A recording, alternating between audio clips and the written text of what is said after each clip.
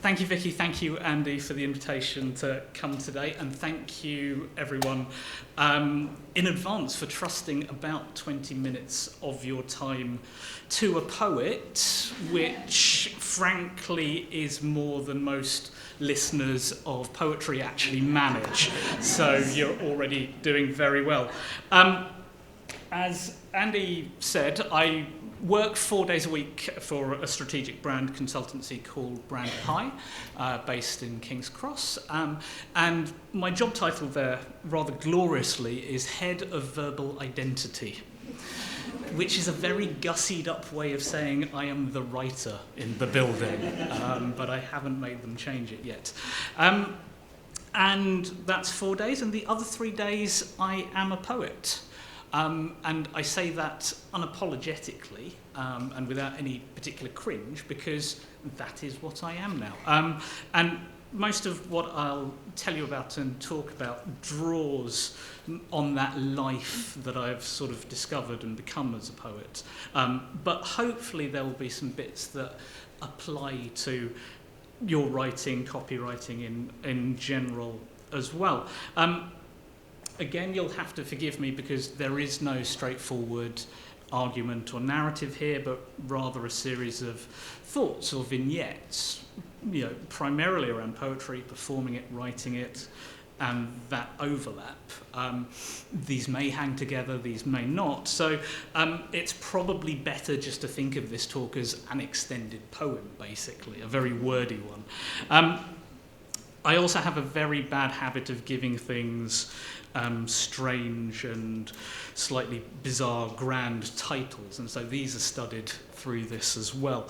And so part one is called A Bathtub Can Change Your Life. And you possibly will not be surprised to find out that it's not a bathtub as such, but a poem about them, which I found in this book, which I'm sure not only very few of you at the front can actually see. And I don't exaggerate when I say the poem, the book, changed my life. I'll read the poem for you in the hope that maybe it changes one of yours. Bathtubs. What adorable objects bathtubs are. Enamelled and sleek and altogether unapproachable, with their heroic curves of wrought iron. Old ladies still frisky after the menopause. Typical chattels. When did one of these ever get up and go? And nevertheless continually replenished. All the dirt dissolved and swilled into the sewage system is forced through that narrow stopper hole in the base. Real suicide machines on their stumpy legs, warm water beds with just enough room for a single copulating couple. In so many apartments, something like an oasis of nostalgic bubbles. I still love that to this day, and it's getting on for about 10 years since I first encountered it. The book is called Ashes for Breakfast, and it's by a German poet called Ders Grünbein, and he's probably Germany's leading contemporary poet right now. And it was the spring of 2007, and I'd just come back from a weekend in Berlin, and I was looking for something to commemorate that weekend, a memento of sorts. Although, quite why I didn't just pick up something in a flea market there, I don't know. And so, 10 years ago, there was still Borders bookshop on Oxford Street. I'm sure some of you remember. And so I popped in there, the Monday lunchtime after getting back. And I'm going up the escalator, and just completely by chance, I saw that book, that very copy. I picked it up, I started flicking through it, and don't laugh, but I had probably the closest thing that I am ever going to have in my life to a religious experience. I still vividly remember thinking, what is this stuff? why don't the lines go all the way to the end of the page? Why did no one tell me you could do this with words? And I knew at that moment that I had found my thing, the thing that I wanted to write. And I'm pretty sure the thing that I will spend most of my days writing now. And that was quite useful, as I'd spent the previous 14 years knowing that I wanted to write and be a writer. I just didn't have any idea of what the hell I actually wanted to do with that desire. And so pretty much the next day, I signed up to do a course at City Lit, which is an excellent college in London, their Introduction to Poetry class, and that was it. I've been doing this, trying to be a poet now, ever since. Part 2. You sometimes have to stand on tables to get noticed. And so what no one tells you when you start out in poetry is that there isn't actually one single obvious way of becoming a poet. You end up trying out doing a lot of things, some of which actually in retrospect are ludicrous. So very early on, when I just literally started writing, maybe 6 months or so in. So before I was remotely ready, someone clearly trying to be kind said, come to this open mic session that I run, in a pub in Hoxton. And this is a side note, but I know everyone says, you see an opportunity, take it. And especially if it's not something you know how to do, just, you'll figure it out. I'd just like to warn you, often the sole use of these experiments is just to experience the burning pain of embarrassment, because apparently doing something badly is much more valuable when it comes to learning than if you do something well. So if you're up for that sort of pain, go for it. Anyway, so I didn't ask any questions about this night. I think so flattered that I'd been asked, which was another mistake. I just turned up. And the place was absolutely rammed with people watching football. Three people had turned up for the poetry. And there was no microphone, which for an open mic, pretty big failing. And I've thought about this a lot since then. What I should have done was just turn the tail, fled into the Shoreditch night, never to darken that door again. And I don't know what it was, against some better instinct, better judgment, probably. I stood on a table, bellowing, and I really mean bellowing, to the point that I lost my voice for the next 3 days. Bad poems, very bad poems, to 3 disinterested people.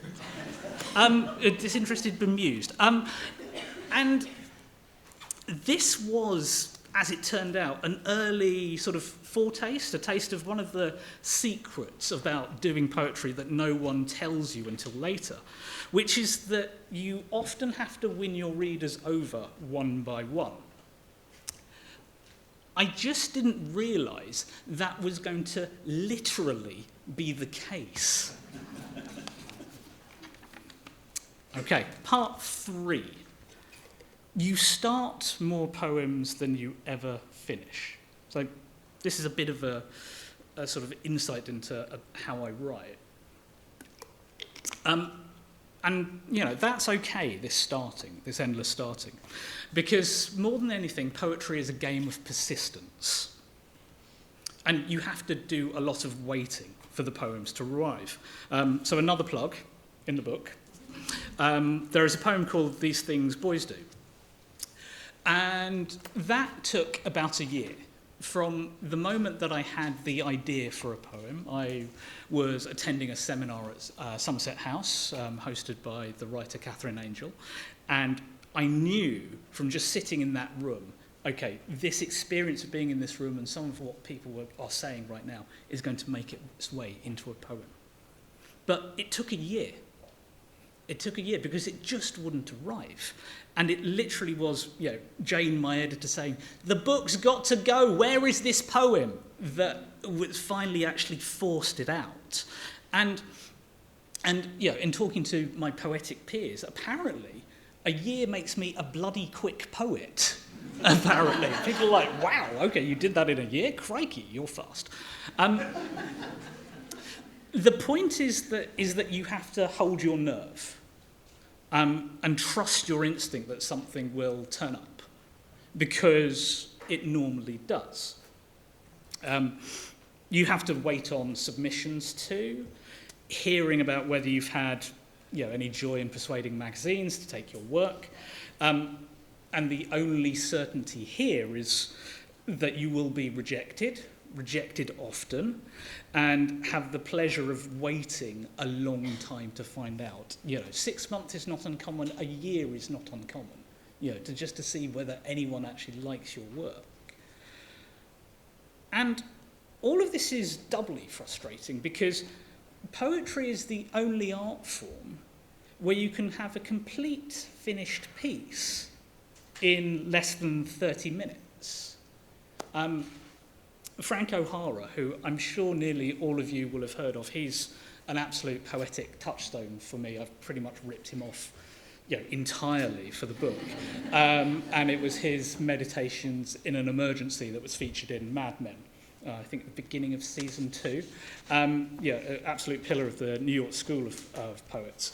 But one of the lovely myths and rumours about him is that it was said that at a party you could challenge him. You could say, hey, Frank, write me a poem.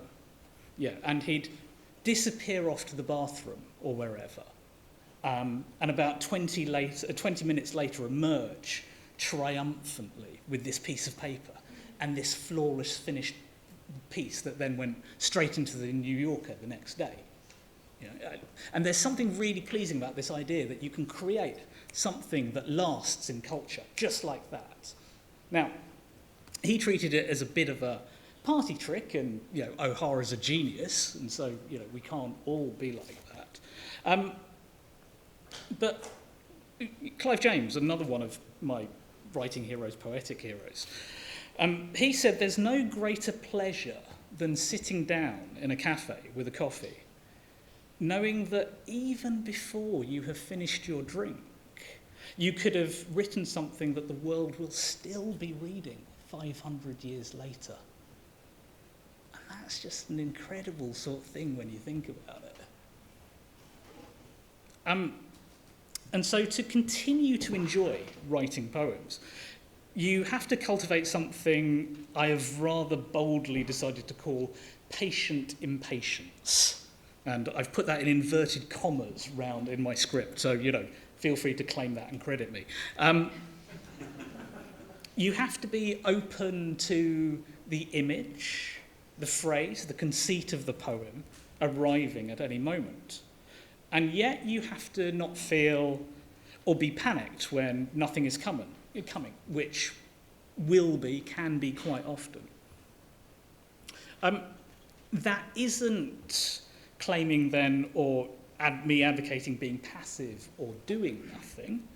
You must always be reading, and by the way, reading is your superpower as a poet. Bad poets are bad poets. Why? Because they do not read. They do not read other poets. You must read other poets if you have any pretension to try and write this stuff. Drafting, scribbling. But, trust that fallow periods, however long or short, are never just that. There's always something else going on under the surface. It just might not seem like that. And I wonder if there's a read across sort of professionally as well, that something's not coming for a brief. Don't panic. Now, speaking of long time frames, part 4. It takes about 10 years to get good at this lark. and this is actually not my theory, but that of my friend, the poet Jo Bell, who is one of my stablemates at my press, Nine Arches. This is an ad for her, but she's brilliant and she's funny and she's rude and her poems are hilarious, and if you ever get the chance, you must go see her and hear her read because she's brilliant. And Jo has this theory that 10 years is about the average time it takes for someone to be really ready to start publishing their poetry, whether that's books, pamphlets, and almost this is the equivalent of Malcolm Gladwell's 10,000 hours, that idea that that's how long it takes to get, very good at something, at doing anything. Now, considering the lack of financial rewards that are on offer for writing poems, and then the very slow process of getting noticed by magazine editors, publishers, radio people, booking agents, basically you have to really, really want to write poems. Which means that most poets that you meet are, and I've been struggling to find a way of putting this politely, a little intense. Poetry is the branch of the entertainment industry, and I say the entertainment industry deliberately because I know very well that I am in competition with absolutely everything else for your time and attention. It's the branch of the entertainment industry that is closest to a religious vocation, a calling rather than a 9-to-5 or a regular office hours way of making a living. So then the why. When you get the chance, ply any poet with booze, and trust me, it doesn't take much at all, and ask them why. Why do you write this stuff in particular, when you could be crashing out, popular novels or TV series or screenplays, something that people might actually read? And eventually, after some faux modest huffing and puffing, you'll see a glint in people's eye. And it's a glint that says, I really like making patterns out of words on a page, arranging language so that it goes into the ears and the eyes and captures the heart. And yes, all you other writers can have success, but you do not have what I have, which is a power to change the very atoms of someone's soul. I didn't say poets were rational. Part 5. Constraints are liberating. So, you might have guessed by now that most poets are, in addition to everything else, masochists. We have to be, to do this slightly weird, semi-secret thing that we do. And then, on the basis of nearly all contrary evidence, expect the world to be interested in our outpourings as well. And so, here's one of the ways in which poetry and copywriting overlap for me, certainly most strongly. Most poets, the better poets, love a tight brief, love a constraint.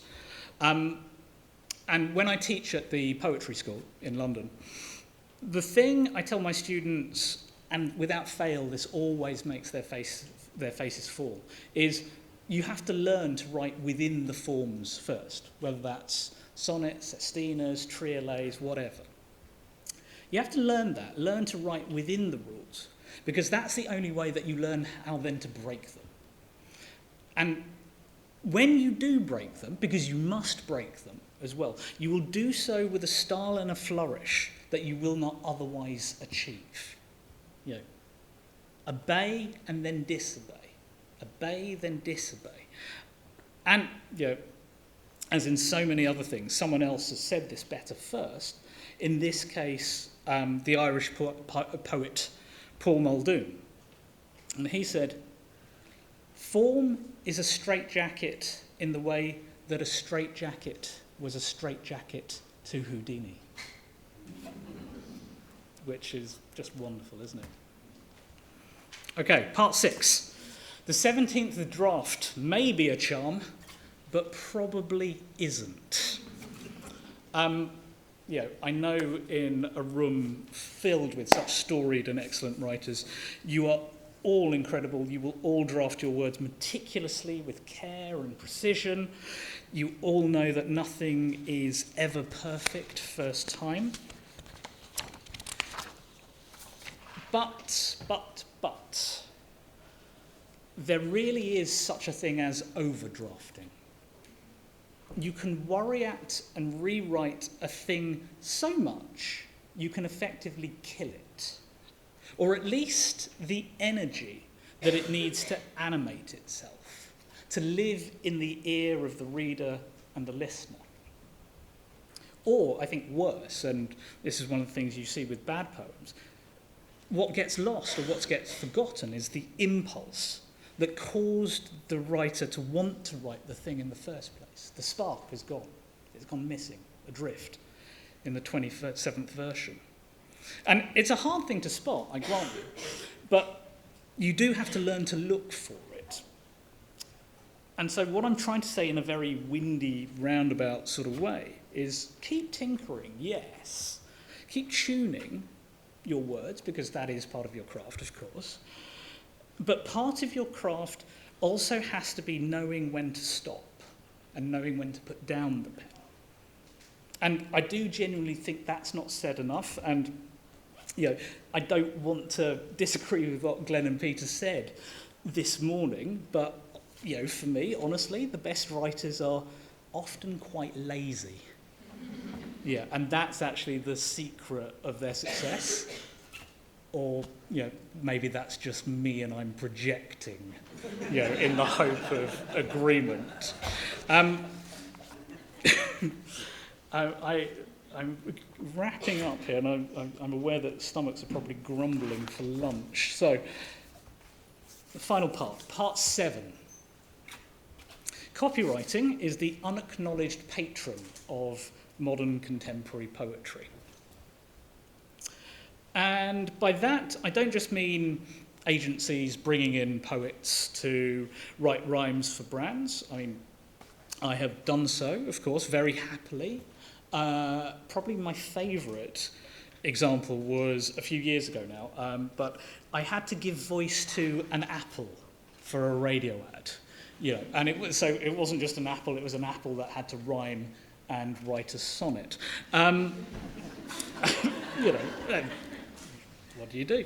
I love it in part because it's still the single most amount of money that I've ever made from a poem. So, far be it from me to begrudge that. And the agency was very excitedly told me, oh, yeah, the ad was really, really popular in the West Country.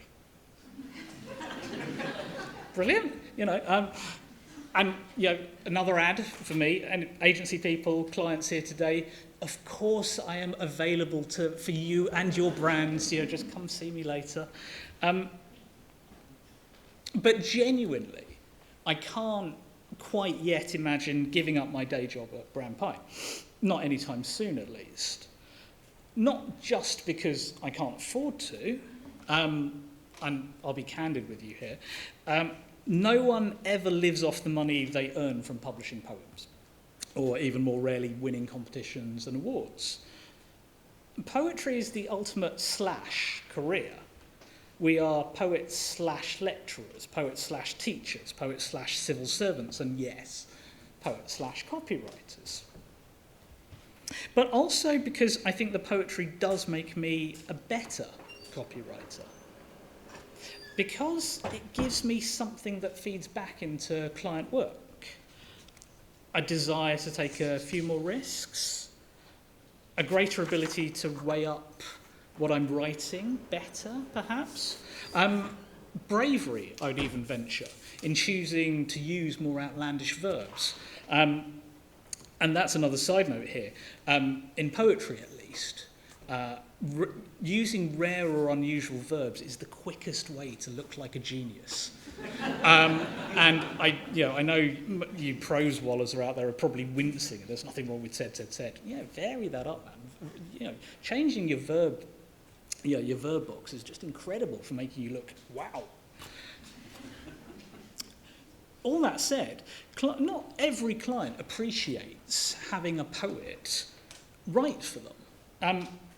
So last year I had a client at a financial services startup. Go along to the first meeting. Account manager at the agency introduces me, does the whole thing. Oh yeah, and Rishi's a poet as well. The CEO of that startup just cuts him off dead, and then fixes me with a stare, and he says, "I don't want any arty-farty shit. Understand?" Swings and roundabouts. Later on in the year, I get parachuted into a bit of a crisis job.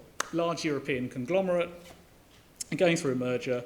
They'd outsourced writing their new vision and mission to a PR agency. And the CEO in this case, he'd hated what the PR people had done.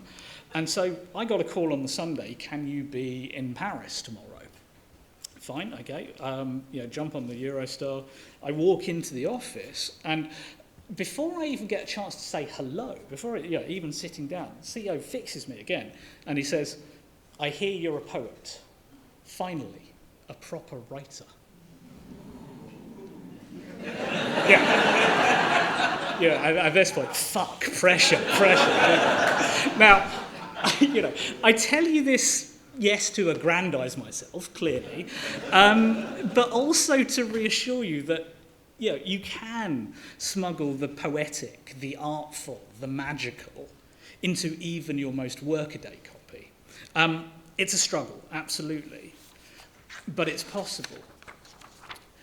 And if you need any more convincing, let me remind you of words that I'm sure you all know, or at least have all read, because I have lifted them from Ogilvy on advertising.